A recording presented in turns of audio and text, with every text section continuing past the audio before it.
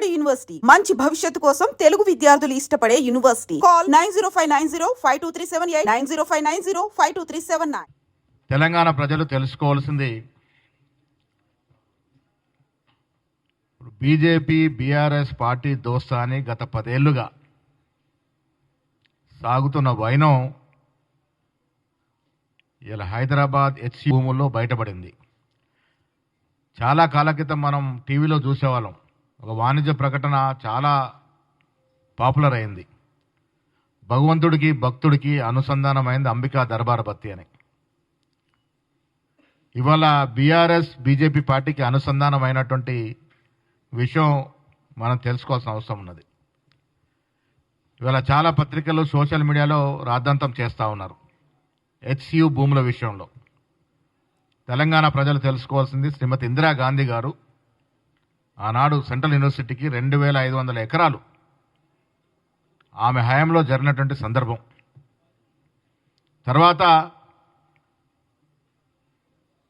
ఈ పంచాయతీ ఎక్కడికి వచ్చింది అంటే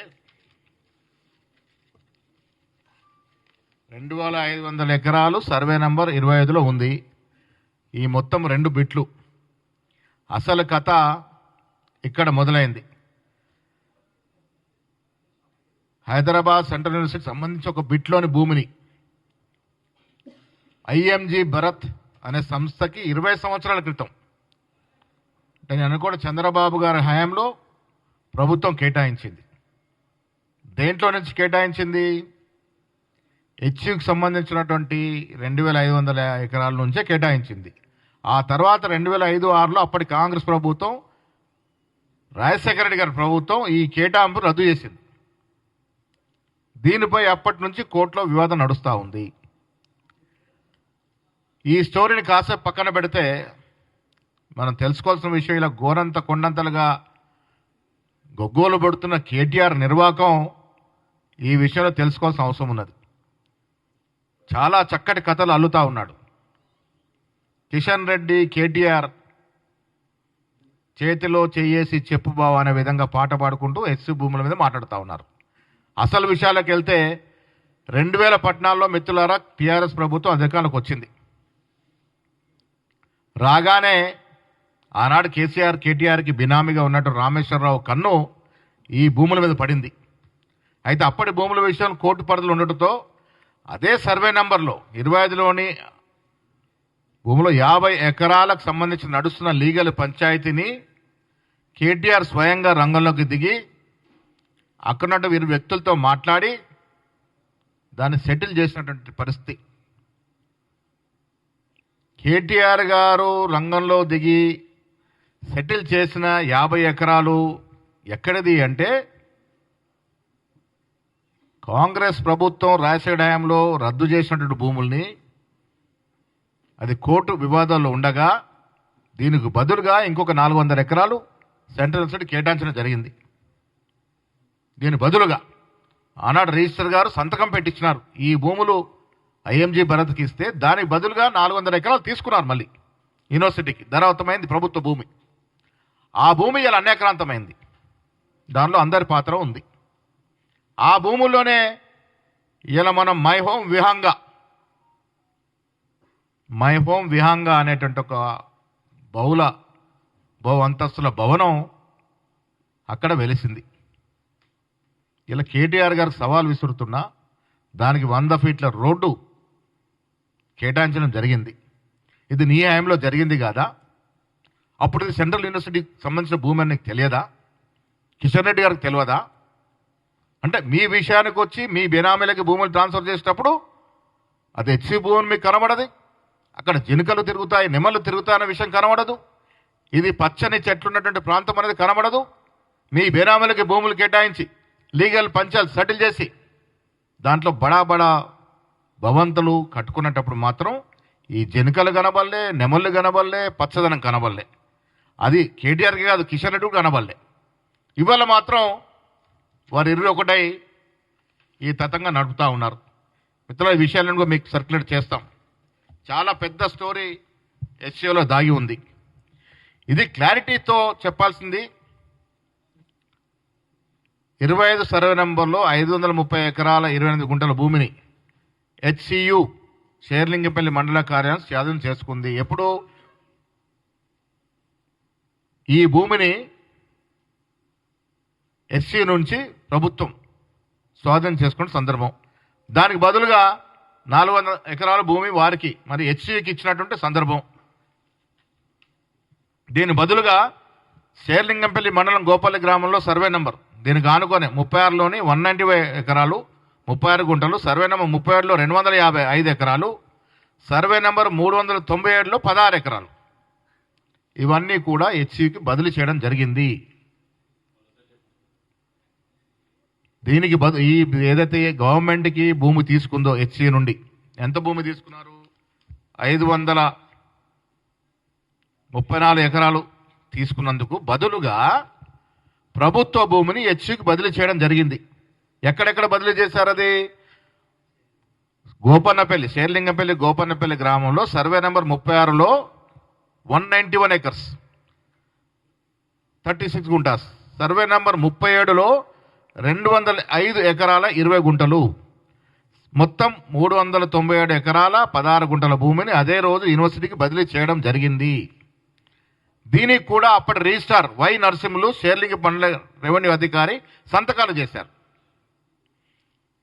ఇది బయట పెట్టకుండా ఇవాళ ఇది ప్రభుత్వం స్వాధీనం చేసుకోవాలనుకున్నటువంటి భూమిని ఐఎంజీ భరత్కి ఇచ్చిన భూమి కోర్టులో కొట్లాడింది ఎవరండి? ఆనాడు చంద్రబాబు నాయుడు ప్రభుత్వం భూమి కేటాయిస్తే దాని మీద కోర్టు కేసు వేసింది ఎవరు? రాజశేఖర రెడ్డి గారు, కాంగ్రెస్ ప్రభుత్వం. ఇవాళ స్వాధీనం చేసుకుంటుంది ఎవరు? కాంగ్రెస్ ప్రభుత్వం, రేవంత్ రెడ్డి గారి ప్రభుత్వం. దీంట్లో మసివూసి మారడికాయ చేసే విధంగా విద్యార్థులను రెచ్చగొడుతూ వారికి సదుపాయాలు కలగజేస్తూ రాజకీయ లబ్ధి పొందే ప్రయత్నం కేటీఆర్ చేస్తూ ఉన్నాడు. దీనికి కిషన్ రెడ్డి గారు వత్తాసు పలుకుతూ ఉన్నాడు. అసలు ఈ భూమి ఇచ్చిన ఘనత ఇందిరాగాంధీ గారిది. చంద్రబాబు నాయుడు బదలాయింపు చేస్తే మళ్ళీ వెనక్కి తీసుకొచ్చిన ఘనత రాజశేఖర రెడ్డి గారిది. ఇవాళ ఆ భూమిని కోర్టు నుంచి మళ్ళీ ప్రభుత్వం అదుపు తీసుకున్న ఘనత కాంగ్రెస్ ప్రభుత్వం, రేవంత్ రెడ్డి గారి ప్రభుత్వం అన్నది. దీన్ని రాద్ధాంతం చేసి రాజకీయ కోణంలో లబ్ధి పొందే ప్రయత్నం కేటీఆర్ చేస్తూ ఉన్నారు. ఇది ప్రజలు అర్థం చేసుకోవాల్సిన అవసరం ఉన్నది. ఇవాళ పర్యావరణం గురించి కిషన్ రెడ్డి గారు మాట్లాడుతున్నారు, కేటీఆర్ గారు మాట్లాడుతున్నారు. నేను వారికి మీ ద్వారా అడుగుతా ఉన్నాను, మైహోం రామేశ్వరరావు భూములు కేటాయించినప్పుడు బీజేపీ పార్టీకి పర్యావరణం గుర్తుకు రాలేదా? యూనివర్సిటీ భూములో మైహోం వేగంగా నిర్మించి 100 కోట్లు సంపాదించినప్పుడు కిషన్ రెడ్డి, బండి సంజయ్కి అవి యూనివర్సిటీ భూములని పర్యావరణం దెబ్బతింటుందని గుర్తుకు రాలేదా? నిద్రపోతున్నారా లేక ఇంకేమైనా లోపాయకారిగా జరిగిందా? ఎందుకు మీరు ఆనాడు మాట్లాడలేదు? ఎందుకు మాట్లాడలేదు? ఇవాళ ఎందుకు మాట్లాడుతూ ఉన్నారు? ఇది స్పష్టత ఇవ్వాల్సిన అవసరం కేటీఆర్ మీద ఉంది. సెంట్రల్ యూనివర్సిటీ భూముల వద్దకు వెళ్ళి బీజేపీ నేతలు మైహోం వద్ద దగ్గరికి ఎందుకు వెళ్ళట్లేదు? మైహోం విహంగా కట్టింది కూడా యూనివర్సిటీ భూమిలోనే.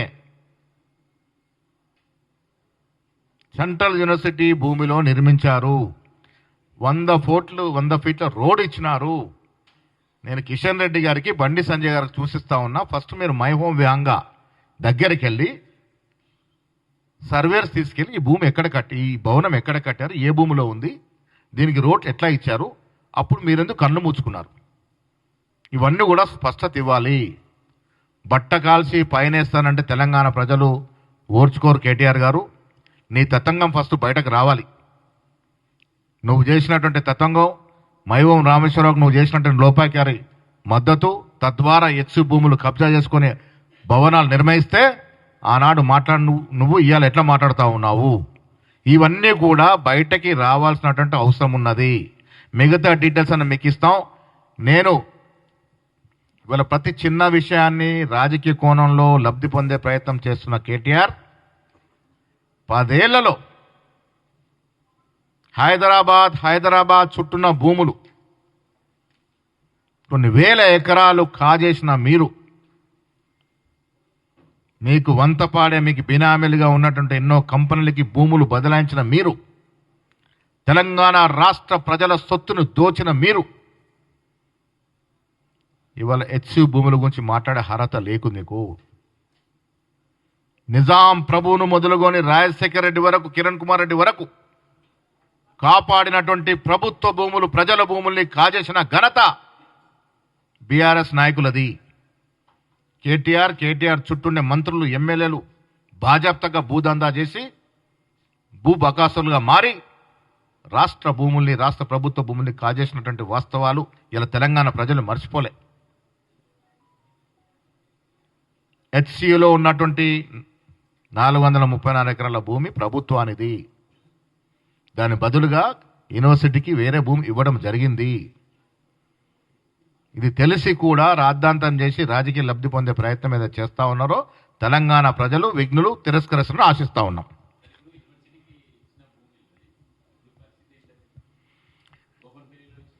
గోపన్నపల్లికి ఇచ్చిన భూముల్లో అన్యాక్రాంతమైంది, చాలా కబ్జాల గురైంది.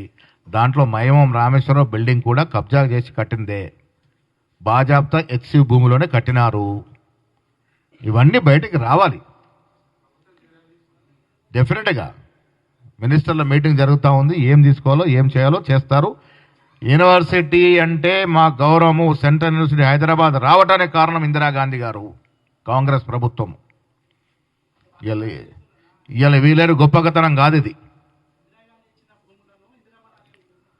తప్పులు మాట్లాడుతున్నారు. ఇది లోతుగా అధ్యయనం చేయాలి. ఇందిరాగాంధీ ఇచ్చిన భూముల్లో ఆనాడు ఐజీఎం భరత్కి ఇస్తే దాని నుంచి ఇలా ప్రభుత్వానికి వచ్చిన భూమి, ఆ భూమికి బదులు భూమి యూనివర్సిటీకి ఇవ్వడం జరిగింది. ఆనాడు రిజిస్టర్ గారు సంతకం పెట్టి భూ బదలాయింపుకి సంతకాలు చేశాడు వై నరసింహులు రిజిస్ట్రార్ గారు. భూమికి బదులు భూమి వచ్చింది యూనివర్సిటీకి. అది కొంత దాంట్లో కబ్జా అయిందన్న వేరే అంశం, కానీ ఈ భూమికి బదులు మాత్రం యూనివర్సిటీకి వేరే భూమి ప్రభుత్వం ఇచ్చింది. ఆ కాగితాలు కూడా మీకు ఇచ్చినాం.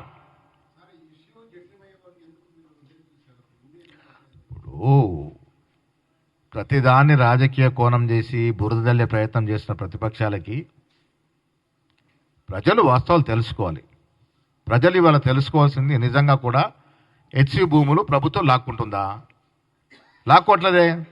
హెచ్సి నుంచి ప్రభుత్వం తీసుకున్న భూమికి బదులు భూమి ఎప్పుడో ఇవ్వడం జరిగింది. ఇది ఆనాటి నుండి ఈనాటి వరకు ప్రభుత్వ భూమే. ఇప్పటి వరకు కోర్టు కేసు ఉండడం వల్ల అది ప్రభుత్వానికి స్వాధీనం చేసుకోలేదు. ఇవాళ కోర్టు కేసు పోయింది కాబట్టి ప్రభుత్వం స్వాధీనం చేసుకుంటా ఉంది. ఇవాళ బీఆర్ఎస్ ప్రభుత్వం ఉన్నా ఇవాళ అదే పని చేసేది. కాంగ్రెస్ ప్రభుత్వం కోర్టు కేసులో అయిపోయింది కాబట్టి ప్రభుత్వం స్వాధీనం చేసుకుంది. ఏదన్నా ఇప్పుడు క్లీన్ ప్రభుత్వ భూమి కాబట్టి ప్రభుత్వం క్లీన్ చేస్తూ ఉంది. ప్రభుత్వానికి స్వాధీనం చేసుకున్న భూమి కదా, కోర్టు ద్వారా వచ్చిన భూమి అది. ఇప్పుడు మనము సెంట్రల్ యూనివర్సిటీ భూమి లాక్కుంటే నేరము. భూమికి బదులు భూమి ఇచ్చిన తర్వాత ఈ బదిలీలో వచ్చిన భూమి మీదనే మనం సాగు చేస్తూ ఉన్నాం. దాంట్లో తప్పేముందని అడుగుతా ఉన్నాను. సరే, రేపటి రోజున మంత్రివర్గం నిర్ణయం తీసుకున్న తర్వాత ఏ విషయానికి ఏ స్పష్టతకు వస్తుందో ఆ తర్వాత విషయం. కానీ ఇవాళ నేను చెప్పే కోణం ఏంటంటే, రాజకీయంగా తప్పులు చేసిన కేటీఆర్, భూములు అమ్ముకున్న కేటీఆర్, ప్రభుత్వ భూములు కబ్జా చేసిన కేటీఆర్, వారి హయాంలో సెంట్రల్ యూనివర్సిటీ భూములు వారి బినామీలకి ధరావత్తం చేస్తే అప్పుడు మాట్లాడని కిషన్ రెడ్డి గారు, బండి సంజయ్ గారు ఇవాళ ఎట్లా మాట్లాడతారు? దాడి అని ఎట్లా అనుకుంటారు మీరు? ప్రభుత్వ భూమిని ఇప్పుడు ప్రభుత్వ భూమిని ప్రభుత్వమే తీసుకుంటుంది కదా, యూనివర్సిటీ భూమి కాదు అది. మీరు స్పష్టత తీసుకోవాల్సింది, అది యూనివర్సిటీకి సంబంధించిన భూమి కాదు, అది ప్రభుత్వానికి సంబంధించిన భూమిని ప్రభుత్వం స్వాధీనం చేసుకుంటుంది. ఇన్ని రోజులు ఎందుకు స్వాధీనం చేసుకోలే? కోర్టులో ఐఎంజీ భరత్ సంస్థకి, మనకి కోర్టులో కేసు ఉండింది, ప్రభుత్వానికి సంస్థకి. ఇవాళ కోర్టు తీర్పు ఇచ్చింది కాబట్టి తద్వారా ఆ భూమిని స్వాధీనం చేసుకుంటా ఉంది. ఇవాళ 1 ఇంచు భూమి కూడా యూనివర్సిటీది తీసుకోవట్లేదు. అక్కడ స్టూడెంట్స్లో అక్కడ ఉంది కాబట్టి ఇప్పుడు మన భూమి మనం తీసుకోవడానికి ఇంత రాద్ధాంతం చేయాల్సి వస్తుంది. యూనివర్సిటీ విద్యార్థులకు కూడా ఈ విషయం తెలుసు. భూమికి బదులు భూమి ఇచ్చిందనే విషయం కూడా తెలుసు. వారు అదనంగా ఈ భూమి అడుగుతా ఉన్నారు. అది ప్రభుత్వ పరిశీలనలో ఉంది.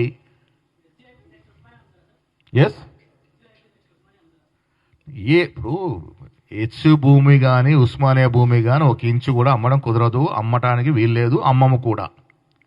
ఇది హెచ్కి సంబంధించిన భూమి కాదు, ఇది ప్రభుత్వానికి సంబంధించిన భూమి.